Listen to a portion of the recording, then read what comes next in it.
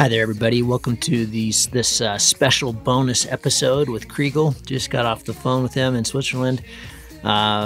These were basically all of your questions. You guys submitted a ton of questions both before the main show and then after. And he was kind enough to get back on and share a ton of great knowledge. We talk harnesses, we talk instruments, we talk progression, training, acro, skills. We talk all kinds of stuff. Of course, a little bit about the X-Alps. And a few of you had questions about that, food and hydration, blisters, what he would change if he could. This was a blast. You're going to enjoy it. I loved it. And I don't have any housekeeping. This is just a bonus for all of you, those of you who support the show. Spread the word. Let everybody know that this kind of stuff is out there. And see you at Cloudbase. Enjoy.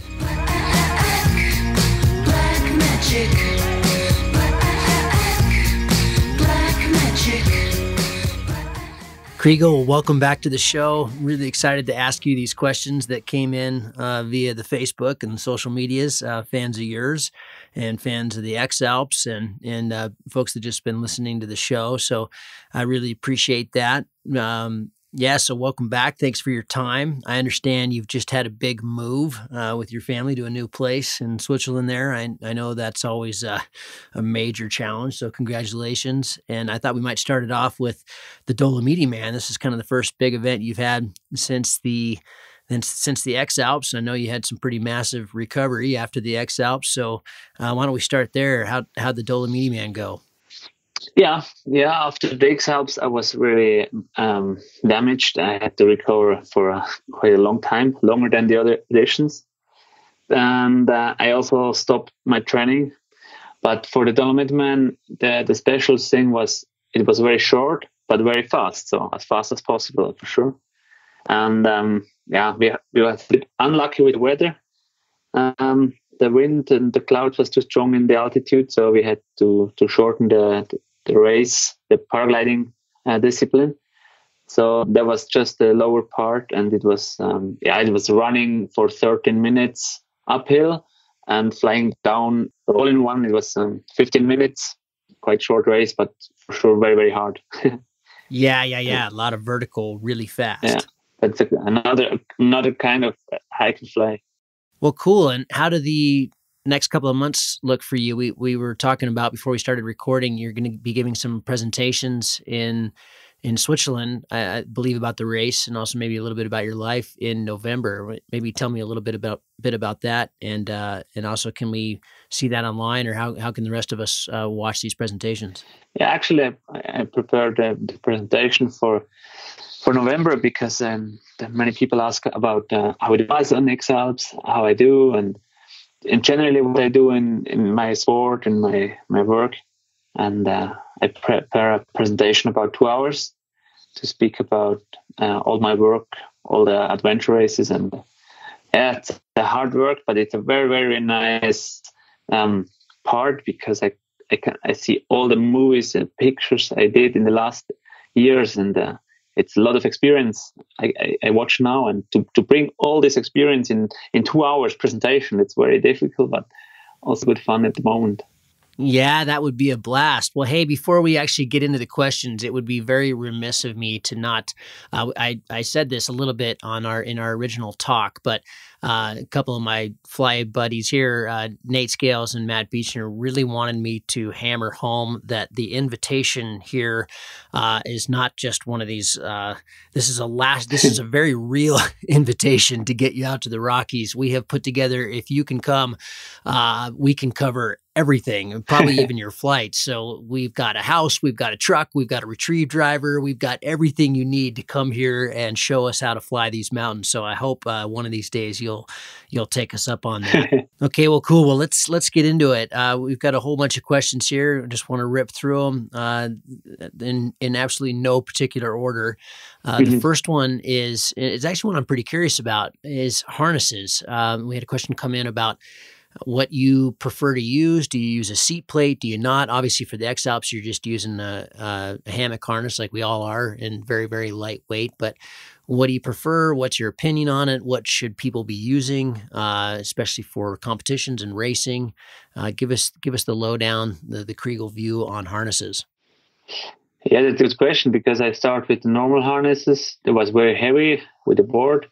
And then for the X-Alps I did 2009, I started to think about the weight. And there was some prototypes of hammock harnesses around, and we could see that it was just working well and was more light. So we was developing with advanced, very light harnesses, and finally think to have good comfort and good feeling with the wing, it's better to have a plate. And if you want to go really light, then it's more efficient without plate. And for sure, it's not easy to tell to anybody what's the best, because I feel that when I fly a harness, it can make the bigger difference than when I change wing. So it's very important to fly a new harness with the same wing to feel the difference, and then finally to decide about myself, what's my feeling and what I like, and then I choose my harness. But finally, I do different categories, different disciplines in paragliding, so I need different harnesses. And my heaviest one, it's the competition harness with two reserves, 11 kilo, and the lightest one, it's the F-Light. It's almost nothing, less than 100 gram. And so, yeah, it's a question for what I need the harness more than how I feel really in the harness. Okay. Last time we talked a little bit about your choice of using a 3-liner in the X Alps versus, when you're racing and using a 2-liner. I had some people that asked me if you could clarify, to talk about it a little bit more, because there's, with the release of the Xeno by Ozone, I think a lot more people are flying a 2-liner now than ever before because of the Xeno. Are we heading back into a 2011 type scenario or not, and why? And how much, for those people that are considering moving up to a 2-liner, how much more dangerous are they? How much different is it flying a 2-liner than a 3-liner? My experience also with the Xeno is that this wing, it's especially good. So it means it's very easy to fly and a lot of fun. And finally, the canopy is so stable, so it's so not often that you have collapse. So my experience was that I had 50 hours with the Xeno without the collapse, and it's never happened with the 3-line, because the 3-line are not so stable, and maybe you can't feel the collapse come later. And it means what's the question? My question is, what's more safe? And I say, with the 3-line, maybe I have more collapses, but they are less aggressive. And with the Xeno, it's maybe the collapse more aggressive, but there are less collapse. So in generally about 1 year experience, there is not big difference. And finally, you can see how many wings are flying in the world, and not every pilot is a good pilot, I think, with the Xeno, but not everybody fell down. So it shows that this wing is very good. And I think the 2-liner are more complicated in really tough conditions, but 95% of the conditions are well.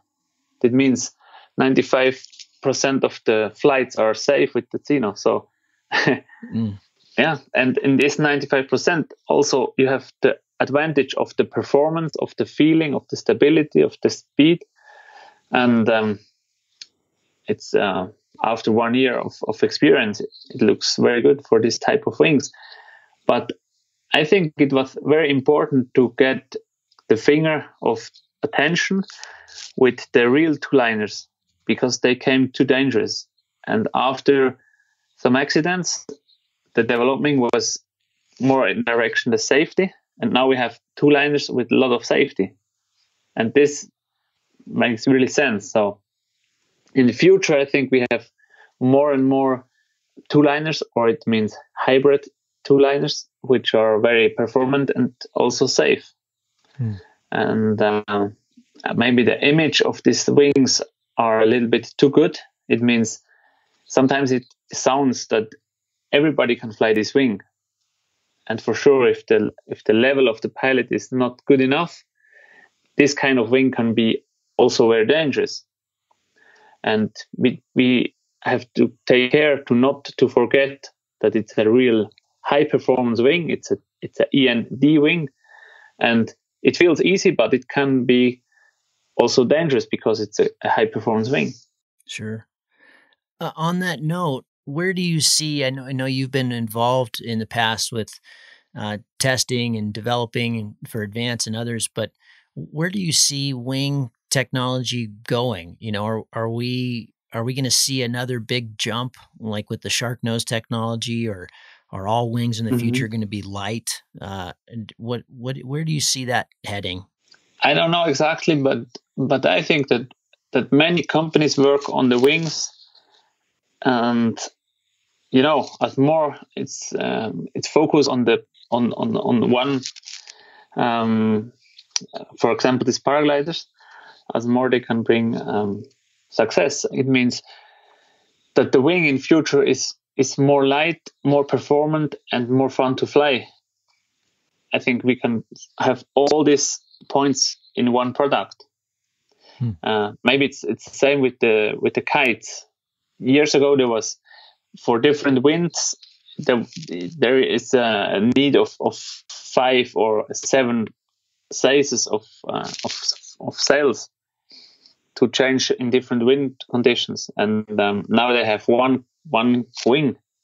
Sure, you're talking for kite surfing, Maybe yeah, because there's so much for deep kite power surfing, now. yeah, Yeah, exactly. It's amazing. yes, deep power and stability and technology, and maybe in 10 years we have one wing to do everything, to do acro and cross country and hike and fly, tandem maybe.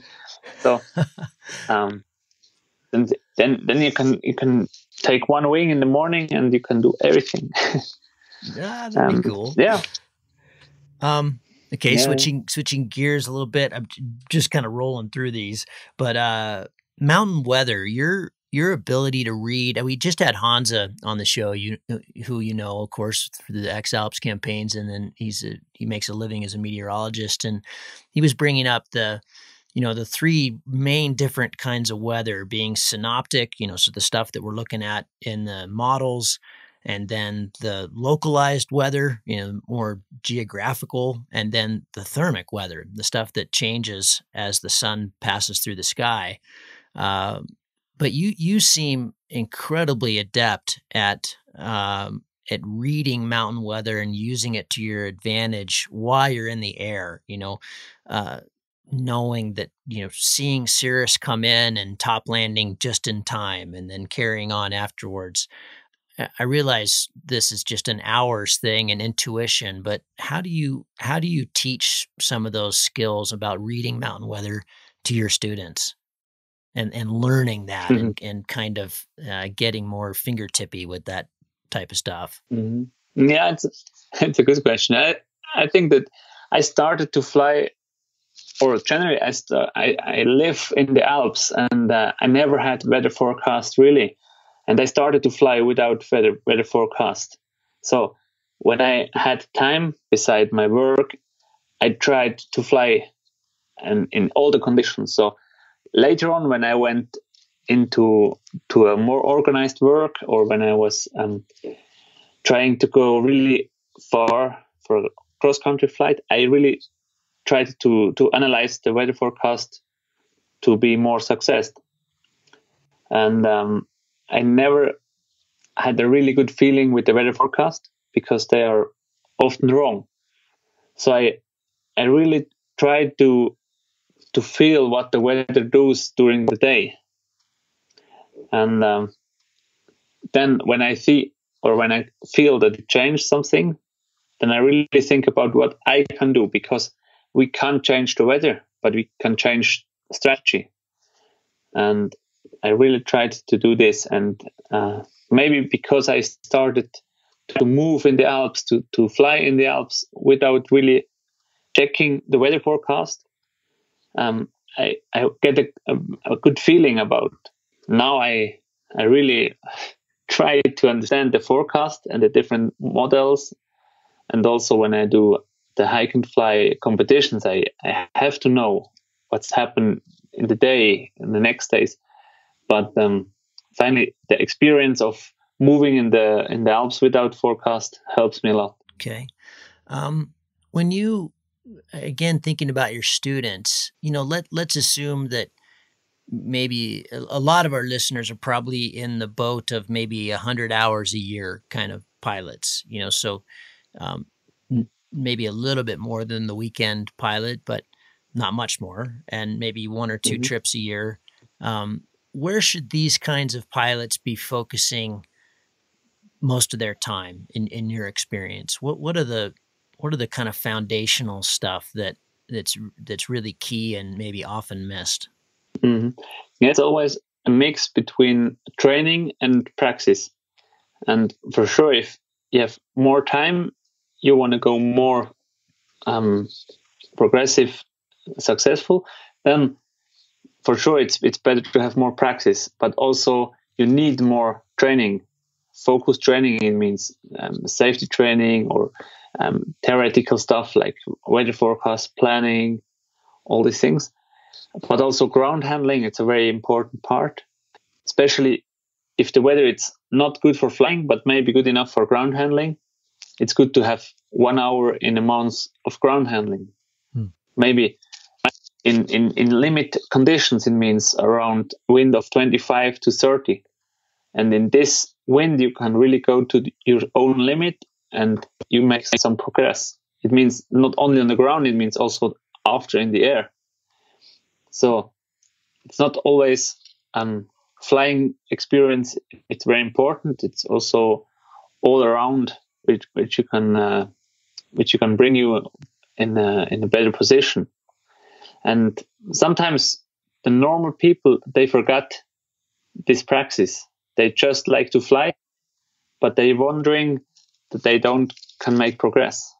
Sure, that's great. How do you view your acro training with your cross country? In other words, how important is it to become a pretty proficient acro pilot to flying well distance? We saw that kind of highlighted this year with Pal Tackett's, and he did incredibly well, and he's obviously Yeah. amazing acro pilot. But I've been trying to push people into acro for a long time, feeling like it's a really important discipline. But I know you've got a lot of acro background. How do you view those two? I don't think it's really important, but it really can help. But in aerobatic, it's more important to have the really good feeling. It means if you don't like this cheap force, it's not efficient to do acro training because you feel bad and maybe a little bit angry, and then it's very it's not professional. So it's better to focus on your own wing in cross country and do maybe trying to fly some precise landings or take off in different conditions. It means ground handling in strong wind, and to find out what really is your goal and to focus how you can go there instead of doing different disciplines. It means also you have to have a good feeling on the aerobatic. You also have to change wing, and the wing makes a big difference. So sometimes people try to do acro with the normal EN, B or C wings, and they feel it's really difficult. For example, to fly a SAT or a helicopter. And if you take a big acro wing, which is made for aerobatic maneuvers, it's a big difference. It's much more easy. So you have to really think about that also. Instruments, Chrigel, what do you use? Yeah, what do you use in comps, and what do you use in when you're thinking about weight? Like in the X Alps, and then tied to that, do any of the instruments you use? Do you use like an app that has a thermal mapping tool? Do you use that, and do you use sync tone? And if you do, what threshold? First of all, I hate sync tone. because it makes me nervous. It means I like to have a sign when it's climbing. The beep makes me positive because I know it's going uphill. So I like to have this sound. But if it goes down, I hate this. So I don't want to know that it goes down. And I mean, if it's climb, I can change my turn, and sometimes I can optimize.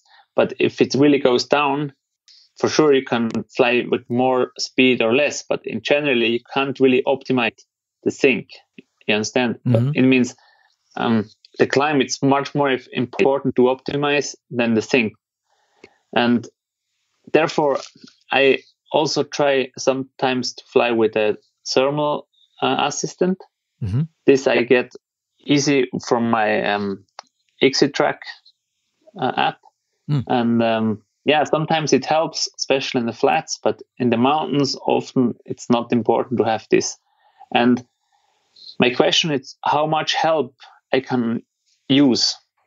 So it means too much technique makes me unsure, or I don't know the word, when you check different things and not focusing on the main thing. So it means too much technique also can lead me to not focusing on the really important thing. It means thinking about the terminal and the flight direction, for example. And I really like to have easy instruments, but for the competitions, for sure, these big triangles to calculate all this, you need assistant. So it's always a mix between the discipline, and in fact, I need, for sure, I have my cell phone with the Track app and the XC Tracer. It's a very good variometer with solar. Mm-hmm. And so I have the sound and the navigation in two small instruments. And if I go cross country or really competitions, I have my Flymaster, which also makes the live tracking. The live tracking, which I need, it's very interesting for people at home or also for my own safety. And finally, I also like to have the Navigator, because Navigator, they show me everything on one instrument. And so I play always a little bit. So for the X Alps, just to summarize, for the X Alps, you're just using phone and XC Tracer. In the phone, you use the XC Track app. Yeah. And then for the competitions, you add another dedicated Vario and the Navigator. Big one, yeah. Gotcha. Yeah, that's true. Yeah. Okay. Yeah. In X Alps, I really like to optimize everything. So I have my cell phone, which I have the communication, the XC Track app for the navigation in the air, and the OSM app for navigation on the ground. Okay. And finally, we also have to carry the Flymaster. Mm-hmm. And so I had two instruments because it's an electric instrument, so you never know it works or not. So it's good to have a backup, but in competitions, I add a big instrument like the Navigator. Sure. UD4 is great.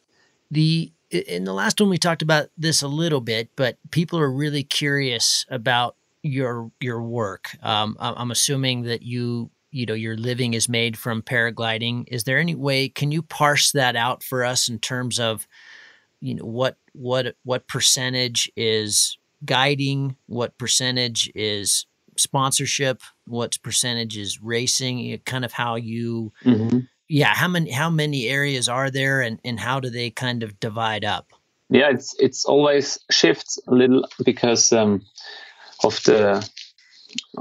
how much people they ask me to do, for example, coachings, or how much companies they ask me to do presentations in the winter time. But in generally, it's 20%. So it's 20% sponsorship and competitions in summer, 20% tandem flights, 20% and coachings, and 20% speeches. And depends of the weather. It's always the problem of the paragliding pilot. But I like to switch in between the nature and the office, and I play like this for 5 years already, and it's good to have this job. And how do you? The next question's kind of tied into that. You said in the show, the main show, that you fly about 300 hours a year. How do you manage your work, which is paragliding, those 2020s, with your family? That's one of the main questions we get. It's not just really for you, but people that have families are often really curious how professionals like yourself also have families, and you have enough time. So the the exact question was, do you have dedicated downtime for your family, or does that just happen because of weather? How do you manage it? And I guess in a, it's a kind of a long question, but how do you manage the kids and your wife with flying? Yeah, that's not so easy because of all this work, and I have fixed days where I play with the kids. Where I say it's my Sunday. Actually, it's Friday, and I have my plan with the holidays with my kids also. So I try to focus on these days and weeks, and so they have to fit. Otherwise, it's very difficult, especially when I sit in the office at home and the kids like to play with me. So they have to understand that I stay at home, but that I work. It's my work. And when they was young, it was not so easy to explain them, but they grow up, and it's more and more easy that they understand. And then generally, my family have to understand. My mother, my everybody around me, they learned how it works, because it's not often or not usual that the sports guy can bring money for all the family. But I go in like this step by step.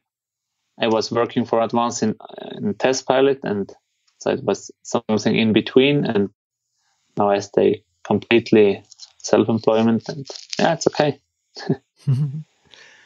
Chrigel, your lee and rotor skills are legendary. And we got this question a lot. How should people approach that kind of training? Because you talked a little bit on the show about going out in the snow and flying behind cornices and that kind of thing. But how do people kind of put their toe in the water to develop those skills? Because especially in the Alps, flying in the lee is critical. You just have to do it, but it can be quite dangerous. So how do you how do you approach that with your students, I guess? The biggest problem for me, it's to go step by step. It means when I don't know the steps, it's the big danger. So if you fly into a lee, which you don't know if it's a big step or a small step, that's the problem. We're honest. And finally, I check my feeling, because not every day I have a good feeling. And some days I feel really comfortable and I can push my limit more. Or it means if I take a big step, a step which normally it's too big, I can manage on a really good day. And if I have a bad day, it means I feel bad, I'm a bit angry, and I don't. Sometimes I say, I don't like to fly, but because I have to fly, I go. And in these days, the steps have to be really small, because if I take a big step, for sure it's not good. And this feeling, I say it's my stomach feeling. And everybody have this, but we really have to learn to trust, or to listen on this feeling and to trust this, and to go only steps with a good feeling. And it's the only way I can explain. Yeah, intuition. Okay, a specific XOPS question. I really like this one too. Did you know after day 3 that you would win, given what you saw the others doing? And then, if so, or you thought you maybe had a good chance, did you set any kind of pace accordingly, or do you always just go as hard as you can? No, when I was lead, I really think about to take care with my energy, with my body, because I had the feeling that when I stay in front, the others have to push, and if they catch me, I still in front, so I can a little bit slow down, and if they catch me, I can start to push again. And this was my tactic, and when I can stay in a lead, I can really enjoy the for example the decisions I do. I can do it more precise because I'm not in a hurry.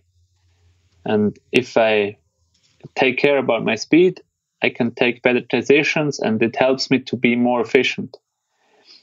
But when we analyze the tracks, I was really on an edge that, for example, Petillon, Kaspar, he catch me almost, but finally he did small, unprecise decisions, and it stops him immediately.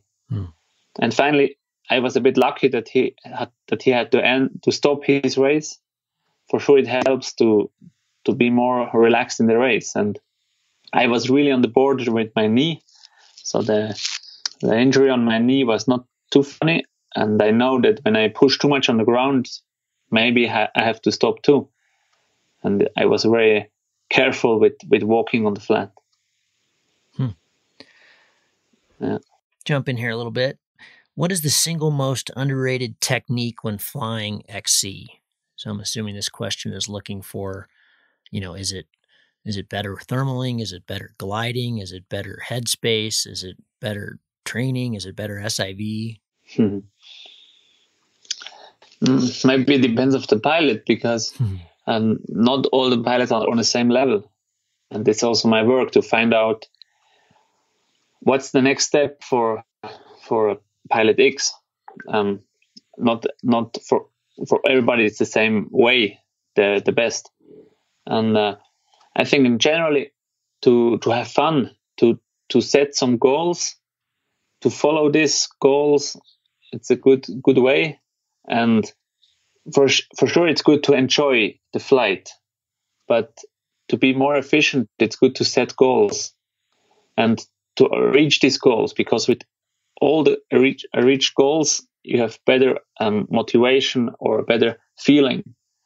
You're more proud about yourself, and then you can set the next bigger goal and to try to catch that.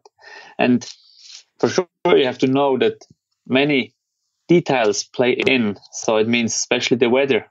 If you set a goal, it's maybe just 30% you as a pilot, 70% is the weather. Decide if you can reach this goal or not. But with all the experience you do in this flight or in this reaching the goal, you can analyze it, if it was you or the weather or something else. And as more experience you get, as better you can say how you can reach, or how you can set goals and how you can reach this. You mentioned fun in there, how important it is to have fun. What do you do for fun other than fly? I know you're quite into backcountry skiing, and I don't know, maybe people probably don't know about all the other stuff that you do. What's your non-paragliding life look like? Yeah, I do a lot of endurance training, so hiking up, do trail running.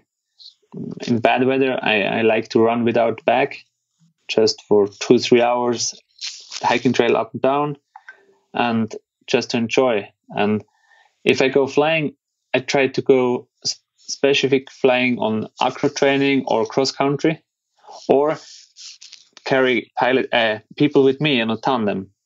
And for all these flying goals, I take the specific wing, and I try to find the best spot with the actual weather forecast. And yeah, sometimes I really take the best decision of the day, and then I'm really happy about. Sometimes I miss, and then I can learn from it. And yeah, that's the fun. 5X Alps, what have you learned about food and hydration and blisters?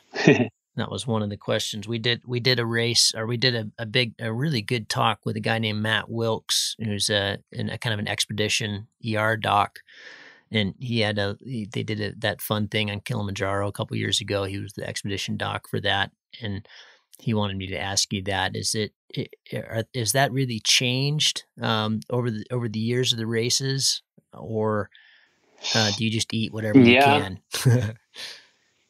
yeah. I push more and more to the limit, and I know that I really have to take care of what I eat because of pushing more to the limit. And normally it's important to eat as much as possible, but as faster you go, as more you have to take care what you eat because of the body, that the body can take all the food, all the energy in. And when you, for example, when it's very hot and you push too much on the ground, you have to drink more than 4-5 liters. For myself, it goes up to 7-8 liters a day. And then it's very important to have not only water, that you also take salt and sugar. And it's also good to have some special salt. It means bouillon, to take some, the water from the pasta when you cook pasta. Yeah, sure. It's very good to drink this. And so there was small points where we adjust during the years. But yeah, the most important is to organize when I go out, when I go away from my support, that I have not too much to carry, not too much food, but that I have enough.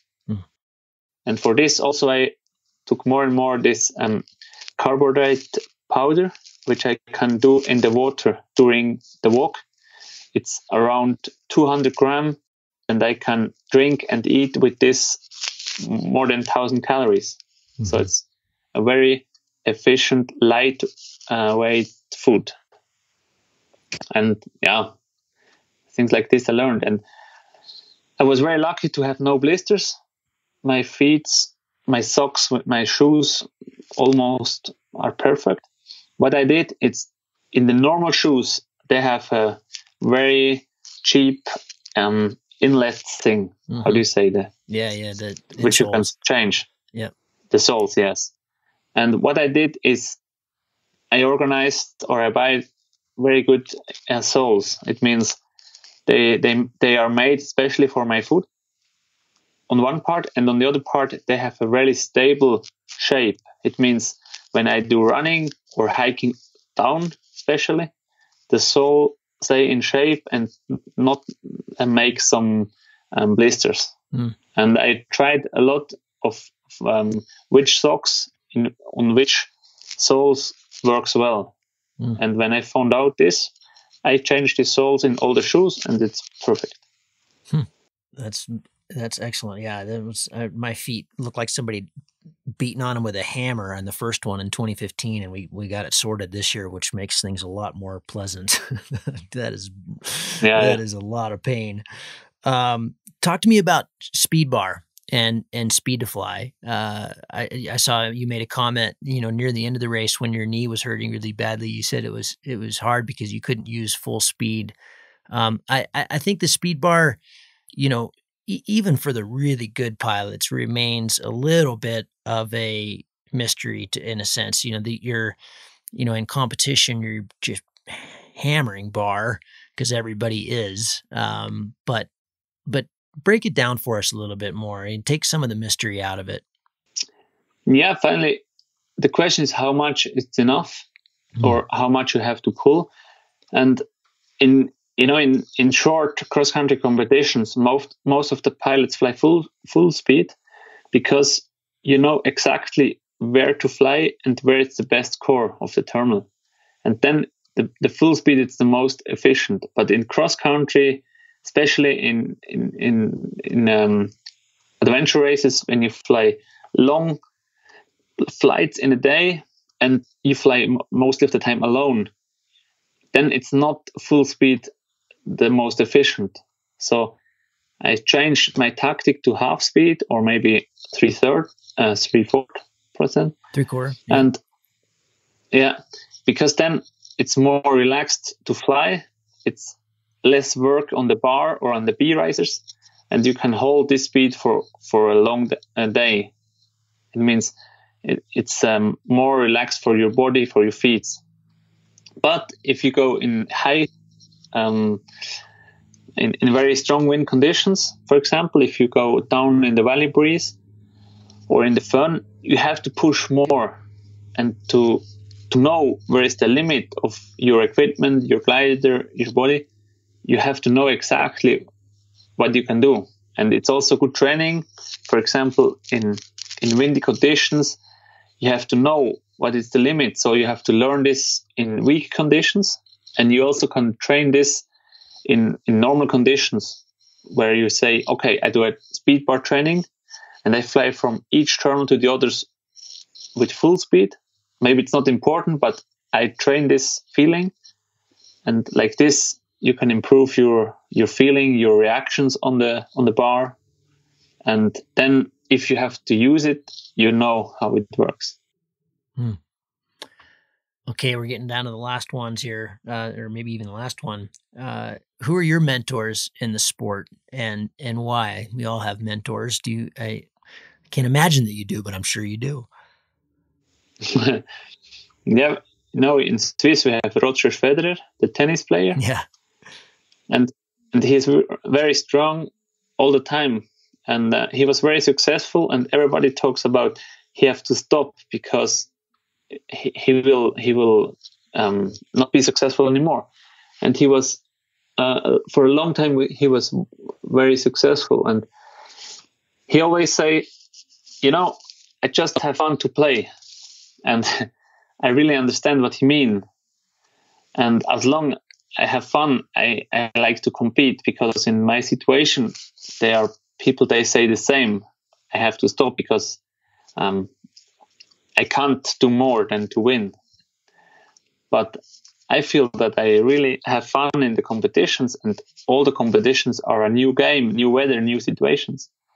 And so I have my mentor, Roger, that he really say, because he have fun, he like to play. I like that. Finally, your brother, you've done some amazing flights and some really cool videos with your brother. You guys have done some huge stuff together. And then, of course, he's amazing competition pilot. Are we going to see him in these kind of races in the future, or is that not his bag? I push him, but he don't really like to walk. And I remember when I start for X-Alps, training for X-Alps, I was 26, and I was watching out for a new adventure or for a new life. It means I want to push myself in another direction. It means the enduring sport. And then I was motivated to train with the goal to do X-Alps. And in this period, the level of the athletes was not really, really high. But there was Thomas Coconea pushing on the ground, but there was not so many others. They really push hard. At the moment, my brother is 8 years younger, so if he likes to start or to do X-Alps, he know what's the level. And when he compare, for example, flying or running, he compare with me. So he compare with the best, and then it's really hard to find the motivation to start. But maybe sometimes he will start, and then we will see what he can do. Yeah. Chrigel, that's it. Thanks so much. I'd love to hear before we close, what are you, what kind of mode are you in between now and 2019? Do you even think about the next race for the winter, or, yeah, tell me about how you approach that. You've done it 5 times, I've just done it twice, but it's, I imagine at the end of the race, I always think, okay, I can take a nice long break, but it's never that far away, is it? Yeah. No, it's especially when I think about the break, then it's too late for 19. So my opinion, it's to have 2 years time to be better. Yeah. So I really happy to focus on. I have the big goal, the X Alps 2019, but I know it's a long time till there. So I focused on small goals. And for example, next year there's X Pier, starting from the Atlantic to the Mediterranean Sea, crossing all the Pyrenees, and it's also a beautiful adventure race. And to do this, I know I have to do the training, and for this I plan some ski touring races in the winter. And now my training is with the Dolomite Man, and next week is Red Bull Elements. It's also a super small or super short hike and fly race. And I do training for this. It means my training's during maximum 1.5 hours at the moment, but very intensive. And then for the winter, I do a break, and then I start with the good ski touring training, and then power training, and then I hope to be ready next summer for the XP. And then I check if everybody fits well, if I stay healthy. I do the inscription for Red Bull X Alps 2019, and if I selected, I think about to start. If you're selected. I hope they do. I think you're kind of a shoo-in there. Yeah, cool. That's okay. Then I got to ask you one more question about the you mentioned the X Pier and the X Alps. I'm going to have Christoph Weber on the show here pretty shortly, and I know he hasn't. Hannes used to be the race director, but it's really mostly just to get his perspective of how the race has changed, and the new rules, and what would he change? What would you change about the race if you've seen it? You've seen it now 5 editions. You've seen it change from you could go all night to having a night pass. There are teams flying with have 4 different cars and a whole bunch of people and a bunch of guys in the air. You don't do it that way, Yeah. but what's your opinion on that? And what's your opinion? Where would you like to see the race go? Would you like to see it rewind a little bit, or are these steps they've taken good steps? I see 2 views. One view, it's my view. It means the athlete view, and the other view, it's the event, the organization view. And for the organization, it's clear to have a race, an event, which they can sell. And for this, it needs, for example, turn points where they can visit the athletes, that they can sell these turn points. And it also makes it more interesting maybe for sponsors or fans. But in athlete view, this is the big bullshit. Yeah. to focus really on the limit, on the nature, on everything else, then to fly down in the town to sign a board. Yeah. But I think that makes it also unique, this race, that you have these 2 sides. And if I can do an adventure race where I go alone without any support, to try to organize myself all the day, all the night, it will be very a good adventure. But for sure, it's very close to cheat. It means in this rule, every athlete have somewhere some friends they help with food and things, and maybe it's very difficult to control these rules. But I also like to have a team, because the preparation, it's very interesting in a team. To race in a team, I feel very good. But everybody have to know by self how much help he need, if it's 1 car or 3 cars. For us, it was good to have 1 car, 3 people, and so we stay really flexible. Everybody have to run or to fly by self, so it's difficult to have more help.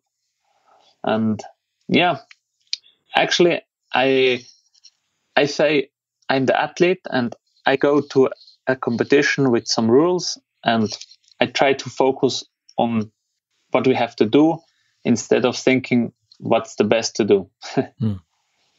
Yeah. And what about the night pass thing? Just curious, because I wasn't around when you guys could go all night. Would you prefer that they didn't have that? That you could just go whenever the you night wanted? pass, I think it's a bit marketing things, Yeah. because if I can use the night pass, it will be an option when I don't have to announce it before the night. So to say at 12 in the day what you have to do or where you stay in the evening, that's very difficult. But if you change the rule to have a night pass which you can choose for safety, it means if you're not ready at 10:30 to stay in a hut or in a accommodation, then you can use it. Then it's very helpful. But to use it for pushing, it's very dangerous. Or for me, it's very dangerous, because I know if I don't sleep enough, I will have problems on the next days to have the right fitness for my decisions and everything. So for me, it's not an option to push all the night during the race. Maybe the last night for sure you can do, but it's difficult. Yeah, it takes it out of you. Chrigel, thanks so much. Is there anything you'd like to add before we sign off? I really, really appreciate it. I think people are going to be thrilled with this. No, for me, it's very interesting to hear all these questions. Maybe in a few weeks or months, you have more questions, and then we can speak again. Great. Because I like to help other people like this and to spread my experience. Great. So thank you for calling me and putting all these informations together, and I like this. Yeah. Awesome. Well, cool. Well, I look forward to seeing your presentation in November, and we'll put that up. For those of you listening, all the questions that we just asked, those will also be in the show notes. And thanks, Chrigel. Talk to you soon. And good luck with everything. Thank you, Gavin. Yes, thank you. Cheers. Good night. Bye-bye. Good night.